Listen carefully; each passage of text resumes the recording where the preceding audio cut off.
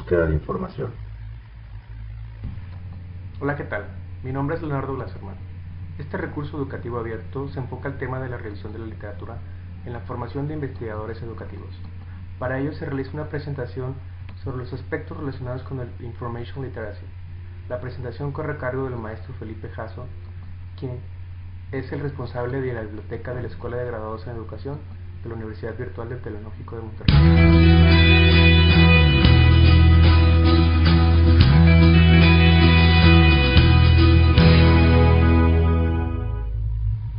Hola, ¿qué tal?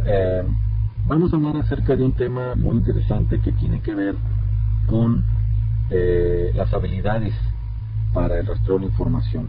Este tipo de habilidades siempre se han desarrollado a lo largo de la historia, podríamos decirlo así, el uso de las bibliotecas para cuestiones académicas. No obstante, a lo largo del tiempo y a medida que se fueron desarrollando diversas tecnologías, fue necesario hacer notar la necesidad de que los estudiosos, los investigadores pudieran desarrollar la habilidad precisamente para poder rastrear información de una manera adecuada. Como les decía, debido al desarrollo exponencial que las tecnologías de información y comunicación han tenido en la actualidad, se han propuesto diversas habilidades, ¿sí?, para poder tener la capacidad, ¿sí?, de aprovechar al máximo todas las fuentes de información que están en la actualidad disponibles para todos nosotros. Este conjunto de habilidades fueron reunidas en una propuesta que hizo la American Library Association en los Estados Unidos, que en inglés se denomina Information Literacy.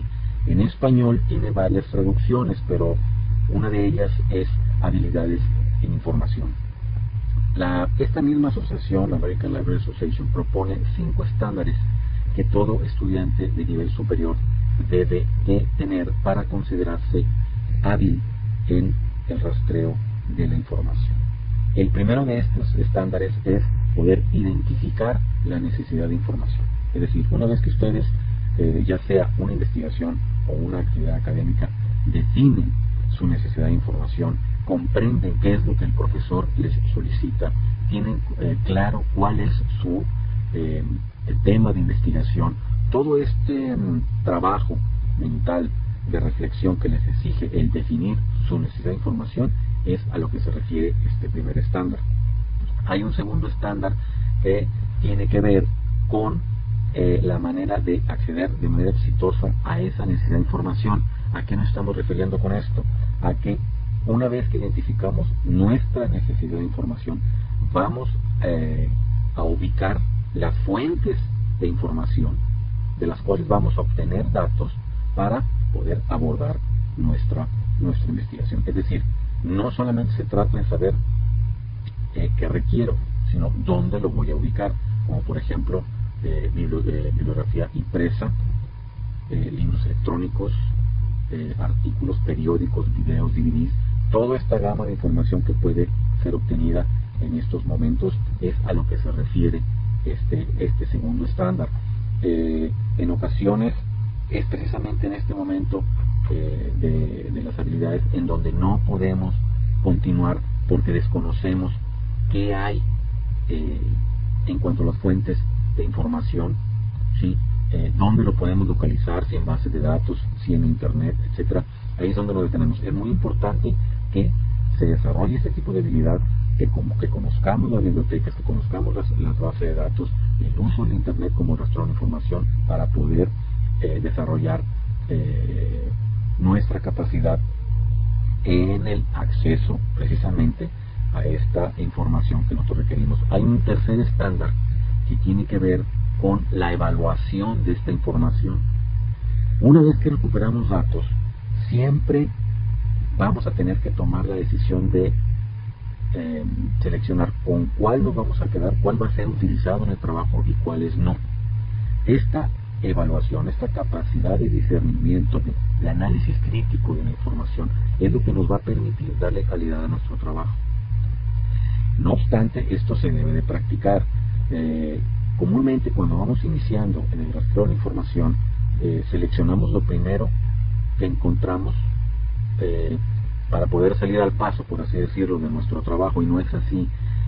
Las habilidades de información requieren de un análisis, de que la persona, de que el estudiante en este caso, de que el investigador desarrolle esa capacidad de análisis para que le permita decidir qué material, qué datos, qué artículos, qué libros voy a utilizar en mi trabajo. Esto es muy importante porque obviamente de esto va a depender la calidad de nuestro trabajo final. Hay una cuarto estándar que tiene que ver con el uso efectivo de esa información, es decir, ya identifiqué mi información, ya sé dónde voy a recuperar esos datos, ya sé y estoy consciente de la importancia de evaluar esa información que acabo de recuperar. Ahora, ¿cómo la voy a utilizar? ¿Hacia dónde voy a dirigirme? Voy a dirigir todo este compendio de datos que utilicé. Ahí depende, por supuesto, de ustedes, si va a ser una investigación, si va a ser una tesis, si va a ser una exposición, una conferencia. Todos esos formatos, ¿sí?, exigen diversas estrategias por medio de las cuales vamos a transformar esa información para presentarla, ¿sí? No nada más se trata de compilar datos como si fuera un archivo gigante, de meter información, sino qué vamos a hacer con ella. Si es una tesis, esa información tiene que darse un tratamiento, por ejemplo, de formato, de gramaticalmente hablando, de redacción, de análisis de datos, etcétera, de todo este tipo de elementos que intervienen con respecto a la forma en que vamos a hacer llegar la información a las personas que van a ser nuestra audiencia, ¿sí? Eso es muy importante, es el cuarto estándar. Y hay un quinto estándar y último que tiene que ver con el respeto a los derechos de autor, ¿sí?, y la organización documental. La primera parte de ellos, de este estándar que tiene que ver con el respeto a los derechos de autor, es muy importante que todos nosotros lo consideremos, porque en primer lugar no es justo adjudicarnos ningún tipo de datos que no haya sido de nuestra autoría. En segundo, es ilegal, es muy peligroso que nosotros utilicemos en tesis, en artículos o en cualquier otro tipo de trabajo educativo, trabajo académico, información y que no se referenciemos adecuadamente a los autores. Eso es muy importante que lo tengamos en consideración. Y la segunda parte de este estándar, que tiene que ver con la organización documental, es con el uso precisamente de un estilo que nos va a guiar para poder organizar esa información. En el caso de la educación y psicología se utiliza mucho el formato APA, del American Psychological Association. Este formato tiene características muy específicas que las personas, por ejemplo los estudiantes de educación superior, deben utilizar para poder escribir, realizar sus artículos y por supuesto sus trabajos de tesis. Es así como las habilidades en información coadyuvan con los estudiantes, por supuesto, a nivel superior, con los investigadores, para poder facilitarles, primero, el acceso a todas las fuentes de información existentes. Imagínense ustedes que en el mundo estamos hablando de bibliotecas, de catálogos electrónicos de bibliotecas, de bases de datos, de páginas de internet, de páginas de instituciones internacionales de internet, internacionales, nacionales, locales. Tener la habilidad de poder abarcar y utilizar y sobre todo aprovechar todas y cada una de las posibles fuentes de información que sean útiles para nuestros fines, sea un artículo, como les decía, o sea un trabajo de tesis, un trabajo de investigación. Muchas gracias.